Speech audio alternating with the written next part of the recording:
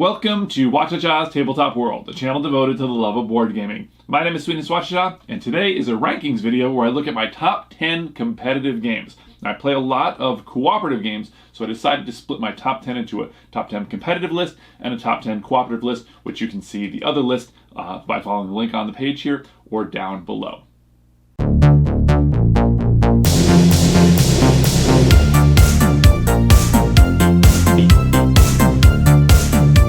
Let's just jump in with my number 10, and that's Ora et Labora, which is an Uwe Rosenberg design, very famous designer. And this is on the heavier side of a Euro game, generally around 3 hours to play, so it's a bit longer as well. Sometimes I really like to get into a game like this, a little meatier game. It's very fun. There's a bit of engine building here, which I really love, and there's a thematic tie to things, which makes things easier for me. Like, it lowers the bandwidth for trying to remember certain rules and things if they make thematic sense, which I quite love. And essentially, you're kind of building out a cloister of some religious buildings and things that have different functions. It's a worker placement game, and you're going to be placing workers in those buildings as well as other buildings on the different lands, and those are things that make some thematic sense, like a clay mound, or collecting sheep, slaughterhouses, things like that, vineyards, quarries, all sorts of things like that. And I love the art. You can kind of increase your tableau, kind of your lands, and you'll be like adding different types of lands alongside, which kind of doesn't, I guess, make a lot of thematic sense because you can't really pick where lands are, but in this game you get to kind of do a little bit of that. And essentially you can add like pastures and things, and certain types of buildings need to be placed on there, and then you have mountains, and certain buildings need to be placed on there, or hillside, and then also the coastline, which looks really, really kind of cool because there's water there, and there's wharfs and things, or a houseboat. There's like a little houseboat and stuff, and so you're kind of increasing these. Now, not only are you creating and buying or building these different places to put your workers, but you're also concerned about where you're placing them on your board. You need to increase the size of your board in order to accommodate different buildings that you may want, but you're also going to be placing them in a very particular way, because one of the other elements is that you're spending food and fuel, which are sort of the two main types of resources that you have, although there's a lot of different kinds of each, and you're essentially trying to place these settlements by spending those goods into desirable locations. And of course, a settlement is going to really want to live, not going to want to live near a slaughterhouse, but they will probably really like to live near a castle. And so each of the buildings that you build also will give points based on like what's next to it, and they kind of feed off of each other. So this part engine building, part placement, and then you're going to be building different things that are going to be worth a lot of points at the end of the game. And this is, he's got his normal speed bumps in here. He usually makes it so you can't just say like, I'm going all coal, because you have to hit these little speed bumps. And he's very smart about making you choose a couple of dominant strategies and also some smaller strategies. And it's very interesting. And it's a back and forth, because you're looking and you're like, I could be much more efficient if I wait around to buy the vineyard. But if you don't, if you wait that round, your opponent might take the vineyard from you. And of course, you can still use that. You have to pay them a little bit of a fee or whatever, but you kind of wanted that particular building. So it's not quite a solo game, but you do, you can't really, there's not a lot of take that or anything. But I love the theme of this. I know that this kind of a theme, this, Middle Ages type of thing, it kind of goes out of favor with a lot of people, but I happen to really love it. And I love the fact that it's France, and then you can flip all the cards over, and there are a lot of similarities but some differences as well. And then you can play Ireland, and that they use whiskey and hops and things, whereas in France you use grapes and the vineyards and things. So I really love the difference between those two as well. It's not really a punishing game. Ove is known for you got to feed the people, and he kind of does a positive spin. So whereas you would normally spend fuel and food to avoid negative effects, this you're kind of spending it to place these placements, and so it's the same kind of thing, because you got to get a lot of points through there, but it feels nicer, and I quite like that. So it's a very large game, and it looks wonderful on the table, and it takes a long while to play, but it's well worth it by the end. A lot of wonderful replayability and different strategies, and that's Ora et Labora. My number 9 is a game called Voluspa. Now, this is a game that didn't receive a lot of positive praise. I mean, it was pretty mixed, and it didn't really stick around on the scene.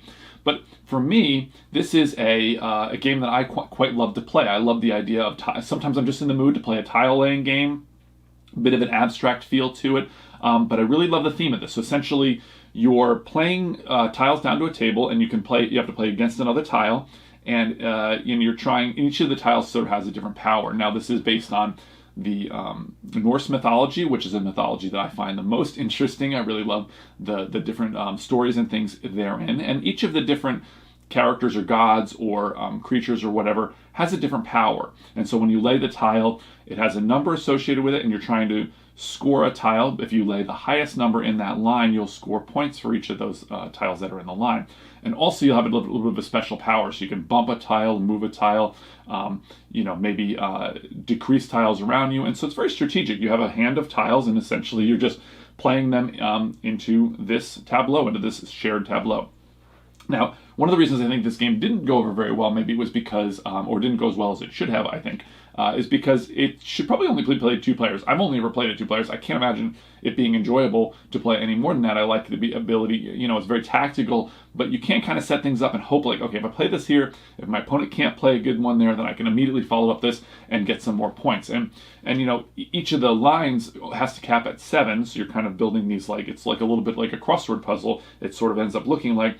And you have this tile, the hell tile, which can split a line. So if you have a high scoring line that's already scored as many points as it can, you can kind of decide when you're going to play your one hell tile to break the board up. And the whole game kind of turns on its head and it's like, okay, now where can we move? Now this game also has the thing that I find that I'll probably talk about quite a bit over the course of these 2 lists, and that's the idea of like expansions in the box or different experiences in the box. I love games where you're like playing the same game, you don't have to learn a whole new game, but then there's different scenarios or different tiles or different pieces that get added in and really refresh the way it feels and creates new challenges, new strategies, and maybe new difficulties. And this game definitely has that. There's a couple of little expansions, small and a medium weight sized one, and they add a bunch of new tiles. Now you can play with the base set tiles, and then you can play with these. You can switch certain ones out. You can say, okay, we're going to use just a handful of them. And the game lasts as long as all the tiles do. So you can just say, I'm going to play with all the tiles and just create a longer game. But it's a very enjoyable game for me. I love to sit down sometimes and play a tile laying game, and I like that kind of abstract feel of like chess or checkers, and you're like, you're sipping your tea and you're thinking, okay, I'll move now, and it's quite enjoyable for me, and that is Voluspa. My number 8 is a game called Orléans. Now this is a game, again, set in the medieval time period, Middle Ages, and I really do still love that era, and I love that era in games. I know, like I said, with Ora Labora, it's kind of fallen out of favor, but I really love it. Especially the look of this game. The artwork really is reminiscent of stained glass artwork. I feel like it's kind of a similar feel. And this is another one that's a bit of a it's a multi thing. Like at one time it's a worker placement game, and on the other hand it's a bag building game, which is very similar to deck building. Except you're building, you're, instead of creating a deck, you're creating a bag that you're drawing workers from. And these workers will be placed on your board, and you'll be able to activate different spots on your board to do different things in the game. Also, when you're recruiting these workers from a central supply, if you take more, another player can't take them. So there's a limited resource there, but also they give you another ability. Like the merchants will allow you to get another building, and that's a building only you can use, which is kind of cool. And these buildings is what really shake up the strategy and has a bit of that engine building thing. That's another one of the things that I love. And you'll basically decide, like, I'm going to take this building and this building, and I'm going to use them kind of together to go towards my particular strategy. And there's, it's not a huge wealth of options in terms of like different routes to victory, but there are enough to keep it very, very interesting for me. Now, the thing that, when you place your workers, the mix of workers you put allow you to do different actions, and it kind of makes thematic sense why those people can do those certain things, and I really kind of think that's very interesting and cool. And you can try to upgrade your actions by placing these technologies, which will make the action a little more efficient, so you can do it more. So you kind of try to decide when are you going to kind of stop building up and when are you going to go to like switch from building the engine to using the engine and getting points. And I think that's a really cool thing. Now, this game I enjoy quite a bit, but I don't think I would consider it my top 10 without its expansion. And that expansion, what it does is it adds a whole variety of different things and scenarios, essentially. And I kind of talked about this a little bit with Voluspa in the last entry here, is the idea of like, I know how to play this game and I really enjoy it, and now here's just different ways for me to play it. And this Invasion is the expansion that I'm speaking about, and essentially it has like a solo one. You can play like a solo game that's made just for that.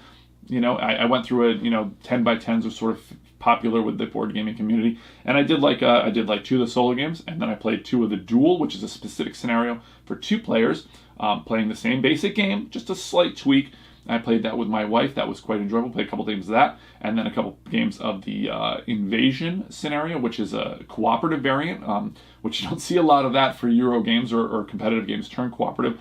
You see, I should say, like, often when I see that I'm quite leery, but this actually does it in a very interesting way. And there's a couple other different scenarios that has some different pieces and things that just kind of like expansions, and it just changes the game up a little bit. And I think that going through each of those, playing a couple of the base, couple of base game, playing each of those, and of course I played before I got that expansion, but that really opened the game up for me and really made me enjoy it a whole lot more. And that's my number 8, Orléans. My number 7 is a game called Suburbia. Now this is another kind of tile laying game. It's a little bit abstract, but it's actually very, very thematic. This is a game where you're building suburbia. You're building a city, essentially.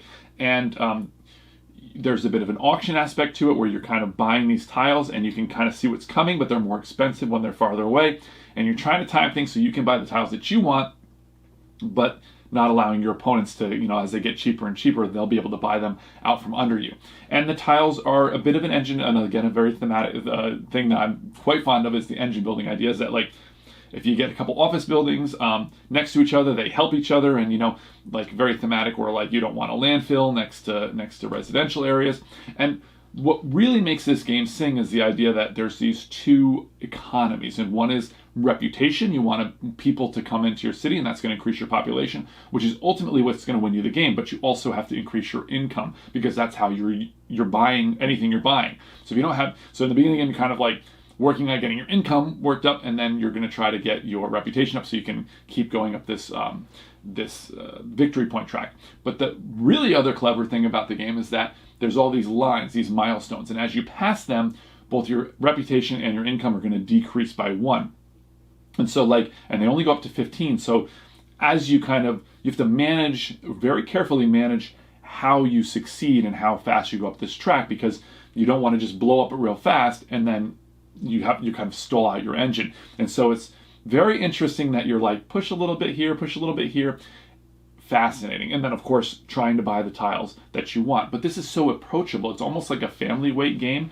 It's you just have your choices in front of you. You're like, okay, I'll take this one, or I'll take that one. But you are going over an overarching strategy of like, okay, well, and you have these hidden goals. So you can look at your hidden goals and say, okay, well, this is the goal I'm going for. Nobody knows what it is. And the whole table, like if somebody else beats you to that goal, you don't get it. And so those are very powerful at the end of the game for your end of game scoring. But building your whole city is very satisfying. I mean, people love civ builders and city building types of games for the computer and stuff. And this kind of has that feel. And I love like if you have an airport, it's doing okay, but if another person builds an airport, you build a second airport, it gets better and better because more flights. And so there's a lot of as I mentioned, bandwidth. It's easy to digest what those tiles do, and then as you play the game more and more, you're like, oh yeah, that's the PR firm. Of course I know what that does. Of course I know what the casino does, because it's tied so well thematically. So I really, really love it. And again, this is another one where the expansion really, because I played like 10 or 20 games of this, and I really enjoyed it. But then I got the expansion, and it led to a lot more plays. It's got these borders that you get to put up against, you can put like train tracks or oceans and things like that. And it really opens the game up and has some new tiles and things in there to keep it like nice and fresh and quite enjoyable. Now this game also had like a super deluxe Kickstarter come out with it. All the bells and whistles, which is kind of cool as well. This is a time when I didn't get that one particular one, but it's definitely one that I should, because it's one of my favorite games, and that is Suburbia. My number 6 is X-Wing the Miniatures game. Now this is essentially a dogfight with Star Wars ships. Now I'll just say off the bat, thematically, I don't really care about Star Wars. I did as a kid. The prequels came out and killed most of my love for Star Wars, and nowadays I'm just kind of ambivalent about it. Now, but the ships do look really, really cool. They're pre-painted, which you don't have to paint them or put them together, but they look really great. Like the Millennium Falcon, the X-Wings, the TIE Fighters, all these things, they really look spot on, and they're ready to play right out of the box, which is great. And each of the ships can be, you pick, you have a set amount of points, and you pick which ships you're going to take, and then you can put different upgrades on them and things, which is super fun. There's a bit of like, you can put things together, like get meta or whatever before you play, and bring it to the table. So there's something you can do before that. But just playing the game is very, very fun because there's a really revolutionary, interesting system. It's very well designed, and that is this hidden movement. You place all your movement for your ships at one time face down on these little dials, and then when you turn them up one at a time based on the pilot's ability to fly. And then, because they're all making these decisions at once, this snapshot of time, and you're moving around and you're trying to, you'd also get to do actions, so you can take like a focus action to mitigate your die rolls, or you can barrel roll to try to get out of somebody's line of fire, or you can boost to do the same. And so there's all these extra actions you can kind of do. And some of the actions you do, some of the movements and things you'll do will add stress. And so like you can't do 2 stressful actions in a row, or you can't do actions if you do a stressful maneuver like doing a U-turn or some of these other kind of maneuvers. Until you clear it out by flying in these green maneuvers, which are like easy maneuvers going forward and stuff. And so there's a lot to kind of think about, but essentially it all boils down to like, I need to make sure that you can't shoot me, but I can shoot you. And then rolling dice, and of course, so there's a bit of a luck element in terms of your dice rolling. But again, as I say, there's actions you can take to mitigate that. There's asteroids and things that you'll try to avoid running into, or you can use as cover or whatever. And the game is pretty quick to play, about an hour. It's definitely okay. So on the downside, it's a lifestyle game kind of. So a lot of times, like I try playing this at my local gaming shop, and there's a bit of a meta about it where there's ships and things coming out all the time, and other players are always playing these new ships, and then you're kind of like, I don't know I'm not playing the game anymore. I'm just trying to keep up with what's new and what the rules and what anybody can do. So this game, I would love to find just like 1 or 2 people that were really into it that would like to play, rather than like having to go to the shops and things. But that is a great outlet for people to play the game. Now, I should also say that this is a re-implementation of Wings of Glory, and I think I'm much more interested in the World War II theme. It's basically the same thing, dogfighting, but that's not a game I've actually played, but I really like to try that out as well. Also, Atomic Mass Games has just picked this game up from Fantasy Flight, and they've changed it to be more objective-based, which actually I think sounds much more interesting, rather than just blowing each other up. Adding these like objective points to score, areas to score points sounds much more interesting, and some pre-built loadouts, so you can just get playing like immediately and try out different ships and things. And I kind of think that's a nice accessibility part to it as well. But I haven't had a chance to play that aspect of it yet. But as it stands, X-Wing, the miniatures game, is super fun, super thematic, fun to do the different loadouts and just flying your ships around and blowing up other ships in a pretty fast-paced game is very exciting. So that's my number 6 X-Wing, the miniatures game. My number 5, quite accidentally, I didn't mean to do this. My number 5 is 5 Tribes. Now, this is a very, very brain-burnery game by Bruna Cathala, who's a wonderful designer. And this is another one kind of going along my theme here, which is on my list, is that I know that game designers and game companies rather want to make the game more accessible, and so they always put more and more players on the box. And this is one that I've only played 2-player, and I don't know as I'd want to play it anymore. Like I said, it's very, very, very dense and brain-burnery. But it's essentially Mancala mechanism. You're picking up pawns and then moving them around these tiles, dropping one off at a time until you drop off the last one. And what's really fascinating is that the last tile is going to do 2 things. If you are able to empty off these tiles, you'll claim that tile. You put your piece on there and you'll get points for that. But also when the tile you end on, the tile itself will activate, which it'll either get like a palace or a palm tree, increasing its point value, or some other effects that it'll do. But also the color of the pawn that you end with and the amount of pawns that you ended with are going to have an action as well. Each color pawn is going to do something different, whether it's allowing you to buy different goods or allowing you to assassinate other pawns on other tiles and allow you to possibly take ownership of those tiles, among other things, or gathering points or whatever, which is pretty interesting. And also the strength of the action depends on how many pawns are on that space. So there's a lot to consider. It's an ever-shifting puzzle. Like I said, it's very, very brain-burning. And then at the beginning of each round is an auction phase where you're going to jockey for position, which is interesting because if you see a really good move, you might want to, you got to think to yourself, how much is this move going to get me 10 points? And then I can spend 10 of my points to win this auction, so I can make sure to get this action first. And then sometimes you want to go twice in a row. You know, if you can try to go twice in a row in a 2-player game, you can set yourself up for a really good score. And so there's a lot to think about, which I really love, and there's a lot of interesting movements and things. There's the tile to consider, there's the pawns to consider, there's the number of pawns to consider, and then there's your basic strategy. There's also, my favorite part of the game is the djinn. Now, this is like something that I don't feel is there's not enough movies about them, there's not enough games about them. I really love the idea of them, like djinn in general, but the artwork is, oh my, it's a Days of Wonder game, I should have mentioned that, so the components in the art are wonderful. But the djinn's art is great, and then also each of the djinn, you can purchase them using some of the tiles, and they'll either give you special powers or benefits or incentives, and you can get a number of these, and like each one you get, your strategy changes, and you get like so excited about like, ooh, now I get to do this, I get to do it this way, and I get this extra power. And I love special powers in games and stuff, and so this whole thing comes together. And although yes, it is very brain burnery as you're playing, it's a very interesting puzzle, kind of abstracted in a way, but there's enough, you know, there's not too much, you're not like, you know, there's not too many rules. It's pretty straightforward. You got, essentially all comes down to your Mancala mechanism, but all these other, you know, things that you can do are like benefits to that strategy. And so I think it just comes together in a wonderful package. That's my number 5, Five Tribes, funnily enough. My number 4 is Concordia. Now this is a game that has gone up in the rankings for me over the years because somewhat recently they came out with a solitaire version of it. A solitaire module that you can use, and that's allowed me to get the game to the table much more often. Now this is based on the Roman Empire, and it's not the most thematic game. I love theme in games, and this one, it doesn't have a very strong tie, but the gameplay is so compelling. Now this one has it has map packs released regularly too. I mentioned more life being breathed into it. And these are different areas that the Roman Empire controlled, and they're kind of zoomed in or whatever. And they changed the rules a bit. They have some extra rules, sometimes some extra things to add into the game to make it more interesting. It also has an expansion that adds a whole bunch of new stuff that really open up the game for me as well. But essentially, the game is a hand management game. You have a hand of cards, which allow you to do different actions on the board, as well as, you know, buy additional cards to put into your hand.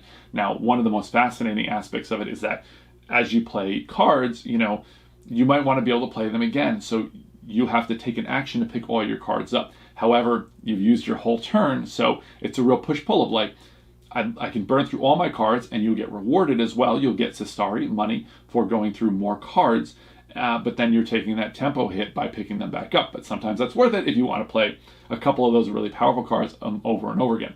One of them, now you're using a board as well, and you're moving around. It's not area control really, but you're moving around and putting down, you know, you're claiming different cities and building in different cities. So you're trying to get more workers on the board to move around and build these cities, but also those are able to produce different kinds of goods, and you're trying to manage your storehouse with these different goods, and you're using them to, you know, to build build in new cities, to build new workers, and to buy the different cards that are going to be added to your hand. Now, in addition to that, one of the more interesting things is that at the end of the game, you're going to score points based on various factors. One of the big things is which provinces you're building in, how many you have, as well as how many cities that you've claimed.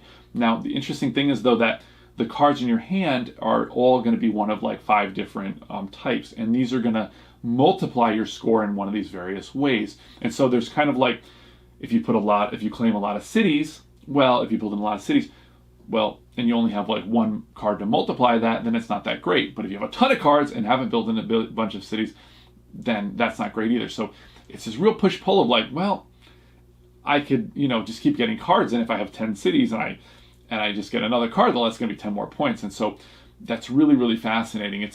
I've not really seen that in any other game that's tied in so well. But there's a lot to think about, a lot of interesting things, very strategic. One of the expansions allows you to play team, and there's not a lot of team games. I've not, unfortunately, been able to play that version of it yet, but there's a lot of different ways you can experience this game. And I love a system, and I get to play it in a lot of different ways. I know I keep mentioning that, but that's kind of like the thing is like, you find something you love and you want to try it a lot of different ways, and this is and that's all available to you in my number 4, Concordia. My number 3 is Lewis and Clark. Now, this game as I'm thinking just now, actually shares quite a bit in common with Concordia. Number one, it's a very modern game. It's taking different mechanisms and adding them in, it's like a buffet. I love these new designs where it's just like, I'll take this mechanism, I'll take a little bit of this. Oh, this is a cool one too. Mash it together and make a real modern design. And I really love that.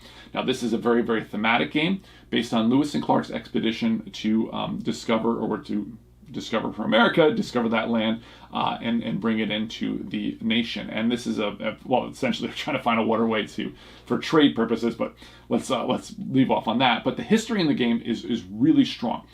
You're going to have a deck of cards, a pretty chunky deck of cards, and each of those is a person from history. And you can look into the rule book and at the back, and it's going to tell you, have an entry for each of those people, which I think is fascinating. But essentially, it's a racing game, and it's one. Now, this is kind of weird because this is kind of another thing. I think this game was a little polarizing when it came out. I think people really loved it, and some people didn't really like it. And I think one of the reasons why is it shares commonality with Voluspa on my list and some other stuff, where I can't imagine playing this more than 2 players. I think it really sings at 2 players, even though it's a racing game, because I just the nature of the way the game plays, I think it's too slow with more players than that. But it's so great at this. Obviously, it's my number 3. But you're trying to get through river and mountains and get to the coast, and whoever does that first is going to win. And you have to be able to answer both questions. How am I going to get through to the river, and how am I going to get through the mountains? And they kind of mix up a little bit. So you have to have strategies for both. And what do I mean by strategies? Well, there's 2 things you're doing in the game. You're placing workers into a central place and these are Native Americans, and you're using them and you're using them to get various actions, to get various goods and things. You're building more boats so you can accommodate more workers in front of you. And the art and the way that you had the boats is just wonderful. In fact, this is Vincent Dutrait art. The board and the components and everything are just absolutely fantastic, in my opinion. The other half of it is the hand building part, which is one of the things that shares with Concordia. Apparently, I quite like hand building. Now, you're going to be buying cards out of this central tableau. There's 5 visible at a time, and when you buy them, they're going to have a special power. And what you're trying to do is you're trying to find powers that sort of work together. Slight bit of engine building to get you different resources or get you things depending on which strategy you're taking to get up the river and over the mountains, which is really interesting. But you're going to be powering each of these cards with other cards in your hand. So you might think like, oh, I'm gonna power this card up with this other card. But if you do that, you're not going to be able to use the action for that card. So it's a very interesting choice there. So you're making these actions stronger and more powerful, but you might not be able to hold all these goods on your boats. So you're kind of managing that a little bit. And then maybe that card that was really powerful earlier to get you through the river, now you want to use it for the mountains. So you're going to flip that over and use that to power different cards. But you're also getting powered off of what other players have played. So there's a definite, between that and the worker placement, you're really paying attention to what your opponent is doing. And the other thing that you're fighting over is this central tableau, as I say, these cards that you're recruiting these different people, very thematic. You're making you're trading with local tribes and things, and making not treaties, but you're bringing them on your expedition and getting across to the west. But the last thing I really love about it is the thing that I've kind of talked about before with other games on this list, is that's the thing of like, I love the game, and it changes completely depending on what cards are out. Now, I personally I know like Terraforming Mars and like Agricola are very, very popular games, but like Agricola, say, I don't like just getting a random set of cards and saying, okay, like I'd rather draft them or something so that I know what I'm kind of getting. And I like the idea that every game changes depending on which people are out there that you can kind of recruit, but you both have an ability to look at that, and you're both under the same constraints rather than, oh, I drew a great hand of cards. Did you? No? Okay, well, buckle in for the next 3 hours because I've got a great hand of cards, and maybe you're just going to struggle a little bit. And so I like each of you having that choice, and I think that's the last thing I really love about it, is that puzzle changes every single game, because depending on which of those, which characters from those decks are out, and as you buy them, others will come out, and that mix and that variety is really makes the game sing for me, and be able to play it again and again using those different strategies, but you still enjoy the base game of hand management and when to play, and worker placement. Again, 2 of my favorite mechanisms together, and a very thematic game. That's Lewis and Clark, my number 3. Now, my number 2 is probably the most different game on my list, and it's definitely the shortest. This is One Night Ultimate Werewolf. Now, This is a social deduction game, which is one of my favorite genres. Now, it is a bit overdone, a bit overplayed at this point because there's so many and they're all so similar. But I remember back in the day, Resistance came out and I was like, oh my God, this is incredible. I love it so much. But the talking and the deciding, because the whole game is just discussion. It's like, are you the person I can trust? Are you the person? Who are we voting for? What's going to happen? But it was like this, there wasn't enough information to go off of sometimes, and it just lasted forever. Now, this cures all those problems. I should also say, it comes from the very popular game of Werewolf, but you need a moderator to run that, and then everybody else plays the game. Now, for me, I'm like, I want everybody to play and enjoy it. I don't like the idea of one person kind of like, look, you guys are doing the thing, and I'm just facilitating your good time. I know that can be for some people, but it's not really for me. And so this is a version where everyone gets to play. You have a very short, 2-minute thing where the night phase of the game happens, and it's controlled by an app. You don't have to; you can play it otherwise. But the app is very easy to use, and it's still a tabletop game. And after that, it's all just discussion. But it can't go on forever because after 10 minutes, you got to vote, and then that's it. So it's constrained, which is very exciting, and also everybody has kind of a special power, and you can do something, and you have some information to go on because of your special power, and because you know which special powers are in the mix at the time. So fast to set up, fast to play, very, very fun to accuse your friends, and this is my favorite in that genre. This is one where I can just play again and again and again and again and again and again and forever. And this is the kind of game that's pretty approachable even to non-gamers. I found like they play one and they're like, okay. They play another one, they're like, okay. And then the third one, they're like, okay, let's play again. Because now they get it, and they're like, and it's so addicting. But yeah, my favorite version of this is actually is One Night Ultimate Vampire. It adds a second layer of strategy. There's you get these little chips that change things for you. So I really love that, and I do love the theme. I love it's essentially themeless. It doesn't have to be the werewolves. It could be anything. It could be vampires. It could be anything. There's superhero version or whatever. But I happen to love horror and stuff, and so I really like the werewolf thing, even though it's slightly involved in that. But the vampire version just adds some more layers of interest for me personally after playing so much of it. I really, really, really love that. And that's my number 2, One Night Ultimate Werewolf. My number 1 is Le Havre, another Uwe Rosenberg design. And this one also echoes a lot of the things that I mentioned over the course of this list. There's worker placement, one of my favorite things to do. You're building up different actions and buying and building different buildings in front of you. You're scoring points on those, but also thematically, you're getting these new locations to go into, and those thematic things are cutting down on your bandwidth because it's very easy to understand these as paths to victory as you build your engine. You're like, oh, if I get a lot of iron, I'm going to need to get a lot of coal so that I can turn all that into steel, and I can, ship the steel. You're building up a fleet of ships, and not only are those good for transporting goods and things, because you're in a port and you're building your wharf and your little empire up, and that's very exciting. And you're getting lots of money and points and things from that. And then also, you do have to feed your people in this game, but it's a really nice way to do it because you can if you can't quite feed the people, you can take out loans, and then later when your engine gets going and you are doing great, you can pay back all the loans, which makes perfect thematic sense, right? So many of these games feel so punishing, and this game does not feel punishing. Everything you're doing is so fun to me. They're so rewarding. It's oh, I'm going to do this. Oh, I can't do that this turn because you took that building or because it's not available yet. Okay, that's okay. There's some other fun thing to do. And like the other designs I talked, or Labora, there's these little speed bumps. You can't just pick one strategy. You can't just pick steel or coal or fishing. You got to do a mix, and that's what's so neat about it. And I love that theme. But the most exciting part of the whole game for me, I love, is building up the ships, because you're doing all this other industry and things, but you also want to build your ships up because you're both, you're building wooden ships and then steel, iron ships and then steel ships, and they're getting more and more efficient. But you're using them to ship your goods, but they're fishing, and I find that so fascinating that you're building up these ships and they're allowing you to feed your people easier, or you can go a different route and just you get a lot of fish, you do a lot of fishing and then smoke the fish, get cattle, and you can go get a tannery to tan the hides and then use the meat to feed your people or whatever, and just a mix all therein. And each time you play the game, you can try some different strategy, and I quite love that, trying to find that good mix. Building up all the city in front of you, just building all the buildings. Sometimes it's fun to do that. Sometimes it's fun to say, I don't care, I'll use your buildings, I'll use the buildings in the middle, but I'm going to just get a real good fleet of ships to get points from that. or to be shipping, like I'm just gonna do the steel like crazy, or the iron or whatever.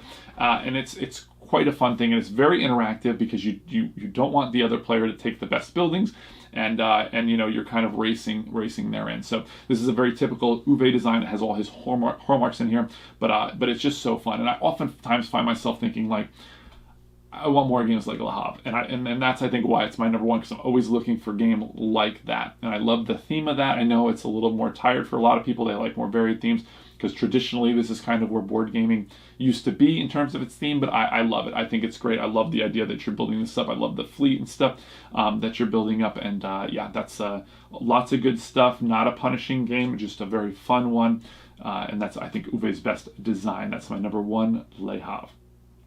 So that was my top 10 competitive games. If you'd like to see my top 10 cooperative games, which is the sister list to this, you can click on the link on the screen or down below. Please do comment below if you think I'm completely wrong about a game, or if I've left something off that you think is a better game, or it's on your top 10. But for now, I gotta roll.